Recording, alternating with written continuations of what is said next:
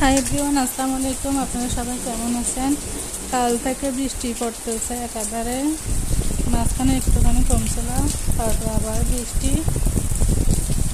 যে পরিমাণ গরম পড়তেছে, বৃষ্টি পড়তেছে, তাও একটু শান্তি লাগতেছে।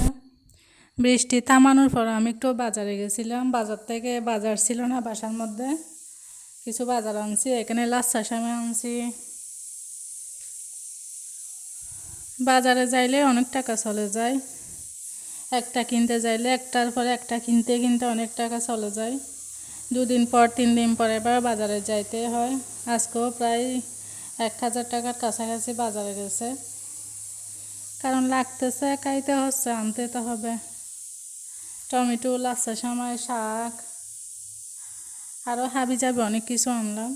ঝিঙ্গা আনছি, এটা হচ্ছে শুটকি মাছ। আমি যখন বাজারে যাব শুটকি মাছ আনবো। কোনোভাবে 1 সপ্তাহের মধ্যে মাছ, শুটকি মাছ এরকমের মধ্যে চালাইতে হয়, এই জন্য আনি। আমার লাচ্ছা সেমাই ভালো লাগে, এই জন্য লাচ্ছা সেমাই আনলাম। প্রতি সপ্তাহে আনতে হয় এটা, মানে আমি যাব বাজারে যাব, আমার কমন বাজার হচ্ছে এগুলো আনতে থাকবো। এর বাইরে যদি নতুন অন্য কিছু দেখি বা খাইতে ইচ্ছা করে, সেগুলো আনি। এখানে ধনিয়া পাতা আনছি, কাঁকরোল আনছি। ইদানিং কাঁকরোল ভালো লাগতেছে নতুন, এই জন্য এখানে 120 টাকা হচ্ছে কেজি কাঁকরোলের। আমি 1 পাওয়া নিছি, 30 টাকা ধরছে। 30 টাকার পর দিয়ে দিছি জিরি। এগুলো হচ্ছে আলু।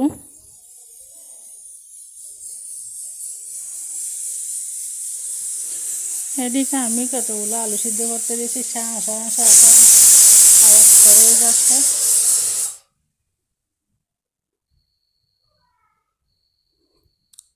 বাজার করতে ভালো লাগে, যদি হাতে টাকা থাকে তাহলে বাজার করতে ভালো লাগে। টাকা না থাকলে বাজার না কিছুই করতে ভালো লাগে না।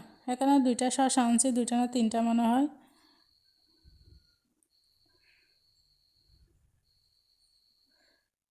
মাছটা আনি নাই আজকে।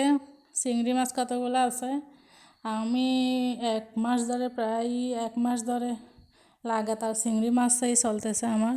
প্রতিদিনই চিংড়ি মাছ খাচ্ছে এরকম। এই তো আমার সব বাজারে এগুলাতে 1000 টাকা কাছাকাছি চলে গেছে। আরও চাউল কী যেন আনছি মনে হয়, এই জন্য সেগুলো আমি ভিডিও করি নাই। এখানে আমি পাট শাক এগুলো রান্না করছি চিংড়ি মাছ দিয়ে রাতের জন্য। এটা দিয়ে খাবার কোনো কিছু রান্না করব না, কালকে রান্না করব।